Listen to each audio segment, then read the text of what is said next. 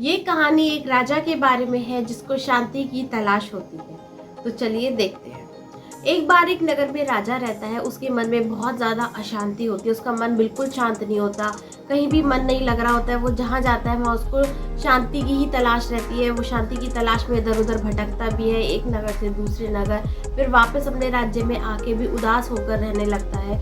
उसका मन इतना अशांत होता है कि वो डिसाइड करता है कि कल सुबह उठते ही वो नगर में ऐलान करवाएगा कि कोई एक ऐसा चित्रकार ऐसा चित्र बनाए जो कि शांति का प्रतीक हो, जिसको देखकर शांति फील हो और मन को बहुत सुकून और अच्छा लगे। तो नगर में अनाउंसमेंट करा दिया गया और सभी बड़े बड़े पेंटर और चित्रकार अपनी कला का अनुभव करते हुए बढ़िया बढ़िया पेंटिंग्स बनाने लगे, बनाकर राजा के सामने लाए। और ये भी घोषणा कर दी गई कि जिस चित्र को देखकर राजा को शांति का अनुभव होगा उसको बहुत बढ़िया इनाम दिया जाएगा। तो सबने अपनी तरफ से बेस्ट एफर्ट लगाए और बेस्ट एफर्ट लगा के बहुत ही बढ़िया हिसाब से शांति के प्रतीक के हिसाब से बढ़िया बढ़िया पेंटिंग्स बना के लाए। अब एक पेंटिंग बहुत खूबसूरत थी, उसमें झरना बह रहा था, ऊपर वो दिख रहे थे, आसमान था, आसमान में हल्के से बादल थे, पक्षी भी उड़ रहे थे, पीछे पहाड़ थे, नीले नीले पहाड़ थे और साइड में घास फल फ्रूट्स वो सब लगा हुआ था। तो उसको देख के ना बहुत ज़्यादा सुकून फील हो रहा था। तो सबने मिलकर डिसाइड किया कि राजा को पक्का ये वाली पेंटिंग बहुत पसंद आएगी, क्योंकि इसको देख के तो बहुत ज़्यादा ना शांति फील हो रही है।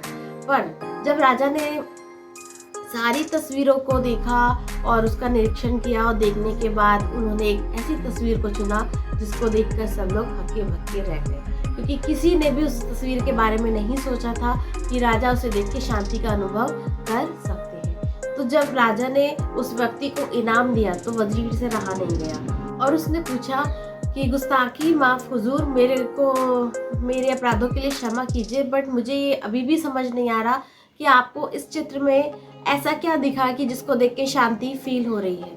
तो ये तो बहुत ही भयानक तस्वीर है, इसमें तो सिर्फ रात ही रात दिख रही है, अंधेरा ही अंधेरा दिख रहा है, इसमें ऐसा आपको क्या दिख गया कि आपको शांति फील हो गई। हम सबको बहुत आश्चर्य हो रहा है, लेकिन हमारे मन में ये दुविधा है, प्लीज आप इसको सॉल्व कीजिए। तो राजा मुस्कुराए और बोले, इस चित्र में यस रात बनी है, बिल्कुल सही बात है, काले पहाड़ बने हैं, वो भी सही बात है, लेकिन तेज हवाएं और बिजली चमक रही है और बिजली दिख भी रही है, वो भी सही बात है।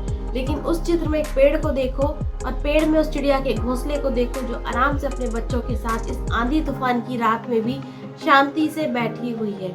और उसकी शांति को देखकर मुझे बहुत ज़्यादा शांति फील हो रही है और यही चीज़ शायद मेरे दिल को कहीं मिसिंग थी। और मुझे इस कहानी से ये सीखने को मिला, इस पेंटिंग को देखकर ये सीखने को मिला कि हमें हमारी ज़िंदगी में चाहे कितनी भी चकाचौंध हो, लेकिन अगर हम तूफान में भी शांति को महसूस कर लेते हैं कि चिड़िया देखो कितने आराम से चमकते तूफान में, चमकती बिजली में अपने बच्चों के साथ आराम से बैठी हुई है, तो हम तो इंसान है, हमें इससे सीखना चाहिए कि जब ये चिड़िया इतने तूफान में इतने आराम से रह सकती है तो हमें भी अपनी हर सिचुएशन में शांत रहना चाहिए। और इसी को देख के मुझे बहुत शांति फील हुई। कभी भी आप रुपए पैसे और अमीरी से अपनी शांति को अचीव नहीं कर सकते, लेकिन अगर आपका मन शांत होगा तो आप हर चीज़ में खुशी प्यार सफलता को ढूंढ ही लेंगे। यही इस कहानी का मॉरल है। और ऐसा करके राजा ने उसको बहुत बड़ा इनाम दिया और उसके बाद वाकई में सबको उसकी वो ब्यूटी दिखने लग गई कि सही में उसमें वो जो पेड़ और चिड़िया और उस चिड़िया का आराम से सुकून से बैठना ये शांति का प्रतीक। तो इसको देख के सबने उसको बहुत अप्रिशिएट किया और इस तरीके से राजा के मन को शांति मिली। तो फ्रेंड्स, इस कहानी से हमें शिक्षा मिलती है कि जिस तरीके से चिड़िया शांति से बैठी हुई थी उसी तरीके से हमें भी अपनी आने वाली बाधाओं और परेशानियों के सामने हमेशा शांति का ही अनुभव करना चाहिए, क्योंकि अगर हम शांति का अनुभव नहीं करेंगे और आने वाले तूफान और परेशानियों से घबरा जाएंगे तो हम हमेशा अशांत फील करेंगे।